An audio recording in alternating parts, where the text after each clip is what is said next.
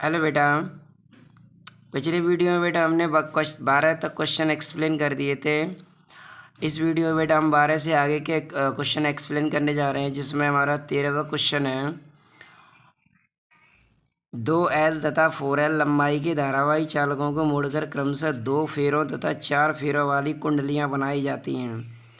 यदि दोनों कुंडलियों में समान धारा प्रवाहित की जाए, इसका मतलब है दोनों में धाराएं समान हैं। उनके केंद्र पर चुंबकीय क्षेत्र की तीव्रता का अनुपात ज्ञात कीजिए। तो बेटा सबसे पहले लंबाई तो दे रखी है, उस लंबाई को कुंडली के रूप में यानी वृत्त के रूप में मोड़ रखा है। इस लंबाई को भी उसने वृत्त के रूप में मोड़ रखा है, लेकिन हमें उस वृत्त की त्रिज्या नहीं मालूम है। तो पहले हम इन दोनों की क्या निकालेंगे, इस कुंडली की त्रिज्या निकालेंगे। तो सबसे पहले L1 हमें L दिया है, L2 बराबर कितना दिया है 4L, N1 दिया है 2, N2 दिया है कितना 4। तो हमें V1/V2 का अनुपात निकालना है। तो देखो बेटा यहाँ पर L1 कितना था L, तो बेटा हमने देखो L1 ले लिया यहाँ पे L, तो L1 अपना L है, L2 बराबर कितना है 4L, N1 कितना है 2, N2 कितना है 4। और सवाल में कहा था समान धारा प्रवाहित हो रही, इसका मतलब I1 I2 I के बराबर है। हमें V1/V2 का अनुपात क्या करना है, ज्ञात करना है।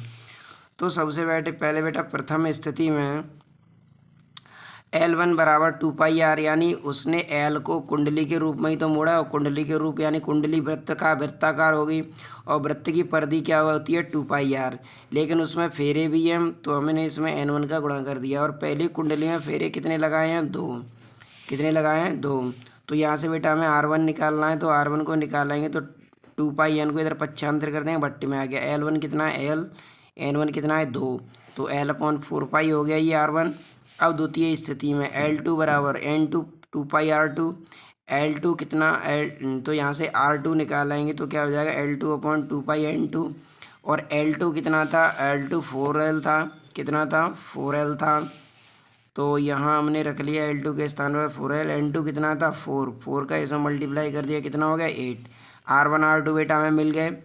तब चुंबकीय क्षेत्रों का अनुपात V1/V2 बराबर, तो V1 का मान रखें μ0.4π 2πN1I/R1, μ0.4π 2πN2/R2, 2πN2/R2। तो इस तरीके से बेटा इसका ये हो गया 2πN1I/R1, और V2 का मान रखिए μ0/4π 2πN2I/R2। आई तो समान ही थी, तो देखो μ0/4π से μ0/4π कैंसिल हो गया, 2π से 2π कैंसिल हो गया, आई से आई कैंसिल हो जाएगा। तो बचा क्या, इधर R2 बचेगा, N2 बचेगा, R1 बचेगा, N1 पहली चौथी कर देंगे, R2 किधर पहुंच जाएगा ऊपर, तो ऊपर N1 बचा, और ये क्या पहुंचा R2, और यहाँ क्या बचा R1, और यहाँ क्या बचा N2। तो N1 R2/R1 N2।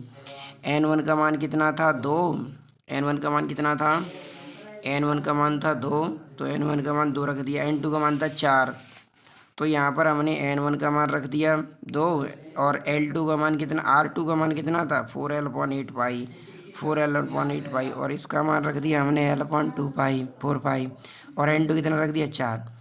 तो इसका इसमें मल्टीप्लाई करें 8L/8π, इसका इसमें करें 4L/4π, 4 से 4 कट गया, 8 से 8 कट गया, पाई को ऊपर भेजे तो L/π/L हो जाए, पाई से पाई कट गया, यानी रेशियो कितना आ गया बेटा 1:1। ठीक है बेटा। अगला क्वेश्चन देखते हैं बेटा। एक वृत्ताकार कुंडली की त्रिज्या 0.25 मीटर है, इसमें 150 फेरे हैं। जब इसे चुंबकीय अम्लमित्र के लंबवत रखकर इसमें वैद्युत धारा प्रवाहित की जाती है, तो इसके केंद्र पर चुंबकीय सुई कहीं भी ठहर जाती है। धारा आई का मान, यानी हमें धारा निकालनी है इसमें से। वृत्ताकार कुंडली है तो सूत्र तो वही लगेगा μ0.4π 2πNI/R, और बी कितना 0.3 × 10⁻⁻⁴। तो बेटा आर दे रखा है इतना, तो यहाँ पर बेटा हमने आर लिख दिया, कितना आर था बेटा 0.25, तो आर लिख दिया हमने, देखो आर 0.25 है, और 50 फेरे हैं। एन बराबर है कितना, एन बराबर 50 है, और चुंबकीय क्षेत्र कितना है 0.3 × 10⁻⁴। तो यहाँ पर हमने चुंबकीय क्षेत्र लिया 0.3 × 10⁻⁴ Nm/m²। आई हमें क्या करना था बेटा, ज्ञात करना था। तो यहाँ पर सूत्र लगाएंगे कुंडली में धारा, बी बराबर म्यू 0.4π2π NI/R। यहाँ से बेटा हमें आई निकालनी है। बी का मान रख दिया हमने 0.3 गुणा 10⁻⁻⁴। तो 0.3 गुणा 10⁻⁻⁴, म्यू 0/4π का मान कितना 10⁻⁻�7। 2 ये पाई का मान 3.14 रख दिया। एन का मान कितना 50। आई हमें ज्ञात करना था। आर कितना है 0.25। आर है 0.25। ठीक है बेटा। अब देखो बेटा इसके बट्टे में एक मान के इसका मल्टीप्लाई इसमें कर देंगे और इसका मल्टीप्लाई इसमें कर देंगे। तो इसका इसमें मल्टीप्लाई किया हमने तो 50 का 2 में करेंगे कितना हो गया 100। तो 100 ये लिख दिया। 3.14 ये लिखा हुआ है। 10⁻⁷ ये लिखा हुआ है। आई बेटा ये लिखा हुआ है। इसका इसमें मल्टीप्लाई कर दो तो 25 तिया कितने हो गए 75 और 0.3 अंक बाद तो 1 2 3.075 और 10 पे घात कितने -4 कितने -4। इस वाली संख्या को इधर पक्षांतर कर दें तो देखो 100 का इसमें हमने गुणा कर दिया तो 0.2 अंक का हट जाएगा 2 अंक का पॉइंट क्या हो जाएगा हट जाएगा। तो 314 गुणा 10 पे घात -7 इधर 95 बट्टी में आ जाएगा। -7 ऊपर ले जाएंगे किसका हो जाएगा प्लस का। तो 10 पे घात 3 बचे 0.075 10 पे घात 3 यानी 10 पे घात 3 से ये 1 2 3 अंक का पॉइंट हट जाएगा। तो कितना बचा ऊपर 75। 314 का भाग दे दो इसमें तो कितना आ जाएगा 0.2388। तो इसे बेटा हम लिख सकते हैं 0.24 चौके इसका पूर्णांकन करेंगे तो 8 छूटने वाली संख्या 5 से अधिक है तो आगे वाली संख्या में 1 ऐड कर देते हैं। तो आंसर कितना आ गया बेटा है ना 0.24 एम्पियर। ठीक है बेटा। इसके बाद बेटा अगला क्वेश्चन है। एक लंबे क्षैतिज तार को चित्र 7.747 की भांति मोड़ा गया है। वृत्ताकार लूप के केंद्र O पर उत्पन्न चुंबकीय क्षेत्र का परिमाण व दिशा ज्ञात कीजिए। तो बेटा इसके केंद्र पर उत्पन्न चुंबकीय क्षेत्र का परिमाण व दिशा निकालनी है। तो परिमाण और दिशा कैसे निकालेंगे इसमें बेटा विशेष करके ये ध्यान रखते हैं जो लूप के कारण चुंबकीय क्षेत्र की दिशा होगी वही इसकी परिणामी दिशा होगी। तो लूप के कारण चुंबकीय क्षेत्र की दिशा देखते हैं। तो देखो बेटा अंगूठा धारा की दिशा में रखें और उंगलियां O की तरफ रखें तो हथेली किधर जा रही है अंदर की ओर। तो लूप के कारण हथेली अंदर की ओर जा रही है। देखो लूप के कारण अंगूठा धारा की दिशा में हो गया उंगली O की तरफ हो गई। तो अंगूठा धारा की दिशा में उंगली O की तरफ हथेली किधर जा रही है नीचे की ओर। तो इसका मतलब है इस वृत्त के कारण चुंबकीय क्षेत्र तल के लंबवत किधर है नीचे। हाँ नीचे की ओर। अब इस तार के कारण देखते हैं तो बेटा धारा इधर प्रवाहित हो रही है इस साइड में। तो अंगूठा हो गया धारा की दिशा में उंगलियां हो गई O की तरफ। अंगूठा हो गया धारा की दिशा में उंगलियां हो गई O की तरफ। हथेली किधर आ रही है ऊपर की ओर। तो इसका मतलब है एक बार चुंबकीय क्षेत्र नीचे की ओर है एक बार चुंबकीय क्षेत्र ऊपर की ओर है। तो बताओ घटाएंगे कि जोड़ेंगे। घटाएंगे क्योंकि एक बार चुंबकीय क्षेत्र की दिशा तल के लंबवत ऊपर की ओर है एक बार चुंबकीय क्षेत्र की दिशा तल के लंबवत नीचे की ओर है। और परिणामी चुंबकीय क्षेत्र होगा लूप के चुंबकीय क्षेत्र की दिशा में। किधर होगा लूप के चुंबकीय क्षेत्र की दिशा में। किधर होगा लूप के चुंबकीय क्षेत्र की दिशा में। तो बेटा इसका परिणामी चुंबकीय क्षेत्र निकालते हैं यहाँ से।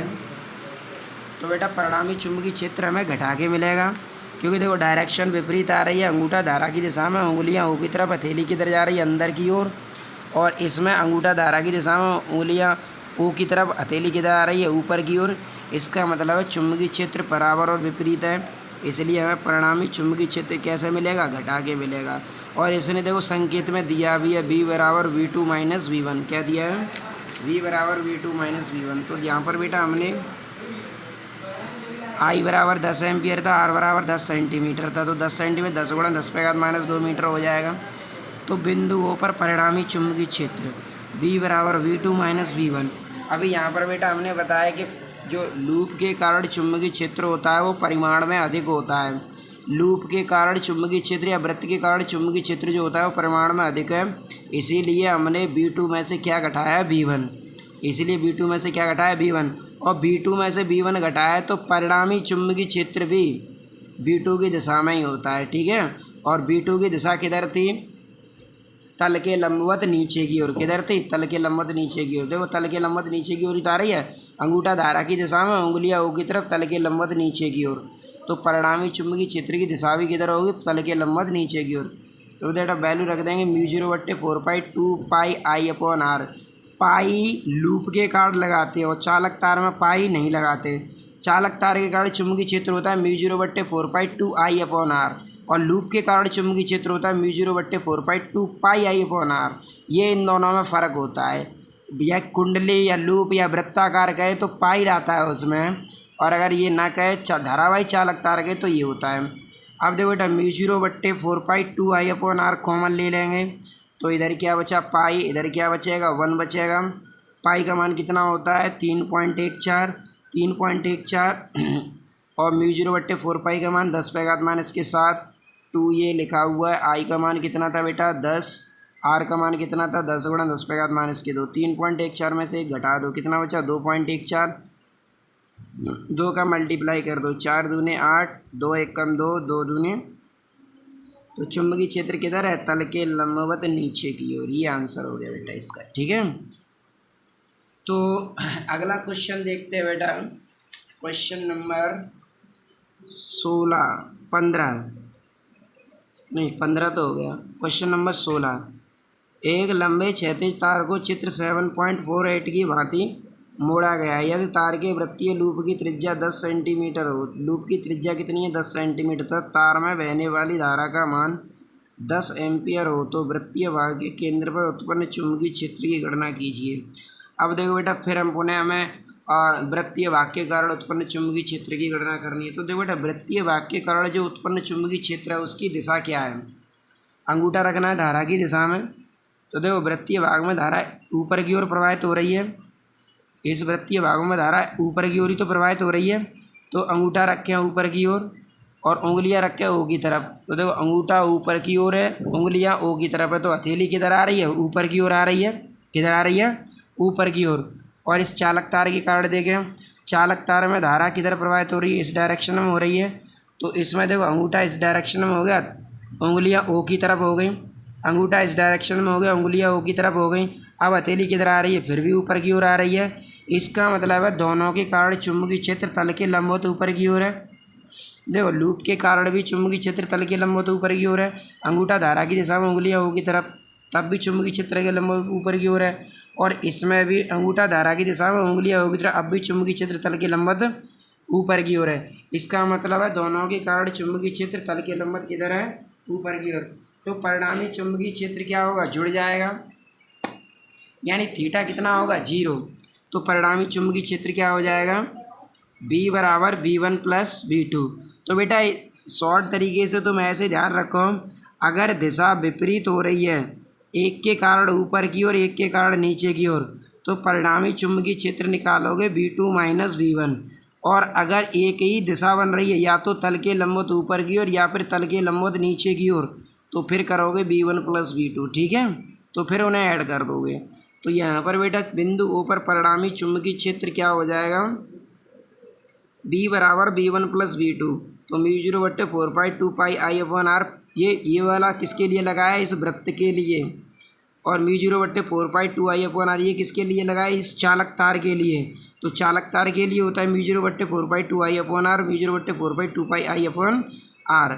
पाई का मान यहाँ से μ0/4π2i/r कॉमन ले लेंगे तो इधर क्या बचेगा पाई, इधर क्या बचा 1। और आई कितना है 10, आर कितना 10 सेंटीमीटर। तो बेटा μ0/4π2i/r, पाई का मान रख देंगे 3.14 + 1 2, आई का मान 10, आर का मान 10 × 10⁻⁻2।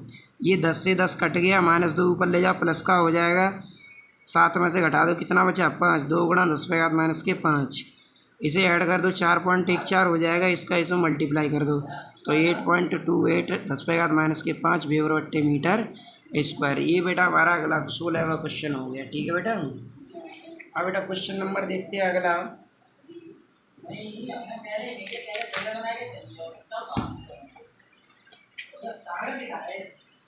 क्वेश्चन नंबर अगला है बेटा, एक रेखीय तार जिसमें 12 एम्पियर की धारा प्रवाहित हो रही है,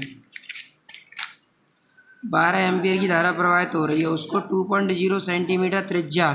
तो धारा कितनी दे रखी है 12 एम्पियर, त्रिज्या कितनी दे रखी है 2.0 सेंटीमीटर। मोड़ा गया जैसा कि चित्र 7.49 में दिखाया। चुंबकीय क्षेत्र B के चाप के केंद्र पर परिमाणवाद दिशा क्या होगी? क्या उत्तर परिवर्तित होगा यदि विपरीत प्रकार से मोड़ा जाए? तो देखो बेटा, इसमें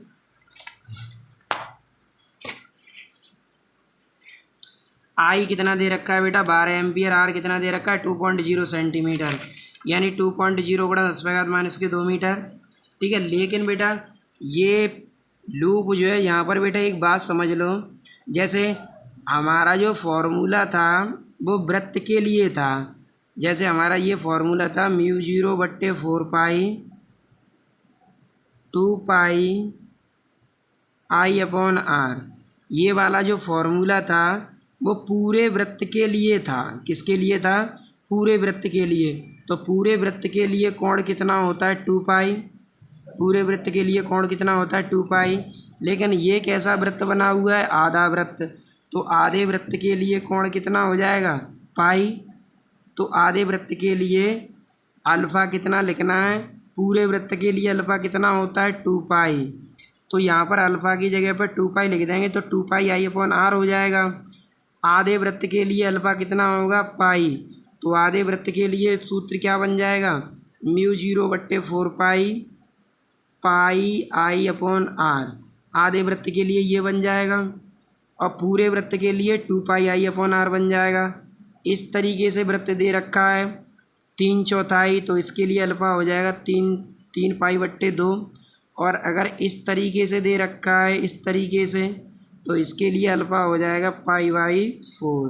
कितना हो जाएगा? π/4। तो इस तरीके से बेटा ये सूत्र में थोड़ा रिड्यूशन होता है कि μ0/4 2 पाई I/r ये पूरे वृत्त के लिए होता है। और अगर हमें आधे वृत्त के लिए निकालना है तो अल्फ़ा के स्थान पर पाई रखना होगा। अगर 3/4 के लिए निकालना है तो 3 पाई/2 होगा। और अगर 1/4 के लिए निकालना है तो π/4 होगा।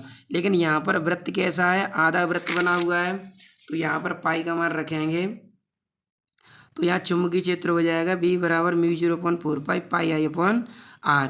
क्योंकि फॉर्मूला कौन सा यूज किया है यहाँ पर? आधे वृत्त के लिए। किसके वृत्त के लिए? आधे वृत्त के लिए। और आधे वृत्त के लिए अल्फ़ा कितना है? अल्फ़ा कितना है? पाई। अल्फ़ा कितना है? पाई। पूरे वृत्त के लिए अल्फ़ा कितना होता है? 2 पाई। और इतने वृत्त मतलब 3/4 के लिए 3 पाई/2।